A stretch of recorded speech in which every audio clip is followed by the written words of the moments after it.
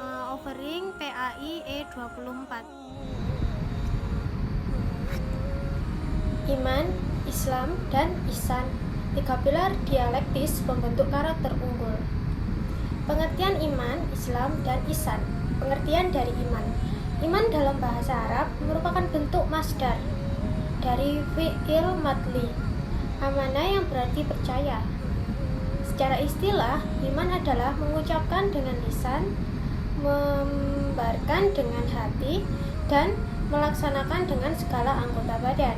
Jika dikaitkan dengan Islam, iman berarti sikap mental seseorang muslim yang mempercayai pokok-pokok kepercayaan rukun iman. Rukun iman sendiri merupakan bagian pokok dari agama Islam yang di atasnya dibina ajaran-ajaran Islam. Pengertian dari Islam adalah nama agama wahyu yang diturunkan Allah kepada Rasul-Nya yang berisi wahyu Allah untuk disampaikan kepada manusia. Kata Islam berasal dari kata aslama yang berarti patuh, tunduk, dan berserah diri. Islam dalam pengertian adalah agama yang dibawa oleh para Rasul Allah sejak Nabi Adam alaihissalam sampai Nabi Muhammad SAW. Agama Islam yang diturunkan Allah kepada semua Nabi mengajarkan akidah yang sama, yaitu tauhid atau mengesahkan Allah. Islam yang diturunkan kepada Nabi Muhammad adalah wahyu Allah terakhir yang diturunkan kepada manusia. Agama Islam yang diturunkan kepada nabi-nabi sebelumnya, Nabi Muhammad SAW tidak selengkap wahyu yang diturunkan kepada Nabi Muhammad SAW, tetapi disesuaikan dengan tingkat kemampuan manusia pada waktu itu. Pengertian dari ihsan sendiri secara etimologis, kata ihsan berarti dari ahsana, yasinu, ihsana yang berarti berbuat baik. Secara terminologis, ihsan berarti apabila seseorang beribadah kepada Allah seolah-olah ia melihatnya. Jika ia tidak mampu melihatnya, maka ia harus yakin bahwa Allah melihat semua perbuatannya. Rasulullah SAW menerangkan mengenai ihsan ketika beliau menjawab pertanyaan malaikat Jibril tentang ihsan. Jawaban tersebut dibenarkan oleh Jibril dengan mengatakan, "Engkau menyembah Allah seakan-akan engkau melihatnya. Dan apabila engkau tidak dapat melihatnya, maka sesungguhnya Dia melihatnya." Dalam Al-Quran terdapat 166 ayat yang berbicara tentang ihsan dan implementasinya, dan dapat disimpulkan betapa mulia dan istimewanya ihsan dalam Al-Quran. Salah satu contoh ayat Al-Quran membahas ihsan, "Dan berbuat baiklah kalian karena sesungguhnya Allah mencintai orang-orang yang berbuat baik." Quran Surat Al-Baqarah ayat 196. Proses terbentuknya iman dan upaya meningkatkannya. Iman terbentuk dalam diri manusia, di awal dari fitrah tauhid atau menyembah Allah yang Allah tanamkan dalam diri manusia.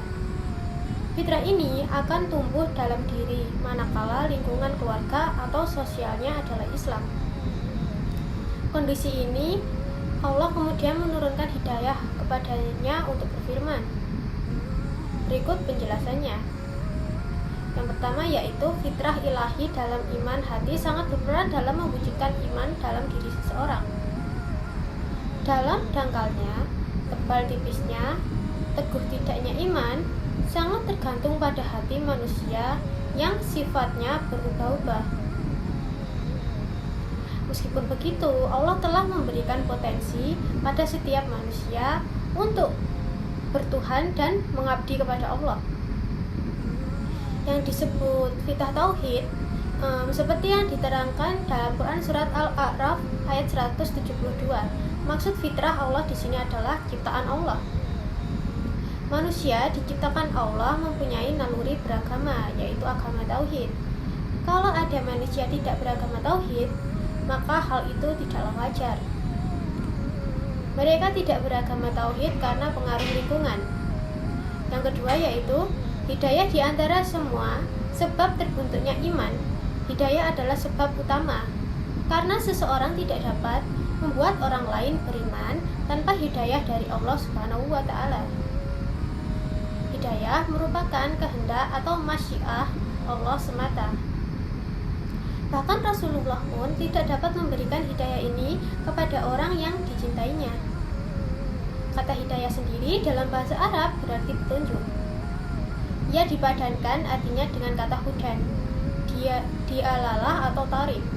Menurut Muhammad Abduh Hidayah adalah petunjuk halus yang membawa atau menyampaikan kepada apa yang dituju atau diingini. Ada 5 macam hidayah menurut Abduh. Yang pertama yaitu hidayah al-wiza dan al-fitri atau petunjuk insting dan intuisi. Yang kedua hidayah al-hawas atau petunjuk indrawi. Yang ketiga hidayah al-aql atau petunjuk akal. Yang keempat hidayah al-din atau petunjuk agama. Yang kelima hidayah al-taufik atau petunjuk khusus pada binatang. Allah Subhanahu wa Ta'ala hanya memberikan 2 hidayah, yang pertama dan kedua, sedangkan hidayah yang lain diberikan kepada manusia.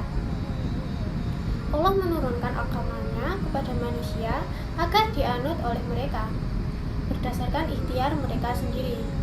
Kemungkinan bagi setiap manusia untuk menjadi Islam adalah 50%, apalagi manusia yang dilahirkan dalam lingkungan non-muslim. Peluang menjadi Islam sangat tipis, maka dari itu diperlukan hidayah lain dari Allah, yaitu hidayah taufik. Hidayah ini yang selalu diminta oleh setiap muslim. Sekian penjelasan dari saya. Bila ada kurangnya saya mohon maaf dan terima kasih. Wassalamualaikum warahmatullahi wabarakatuh.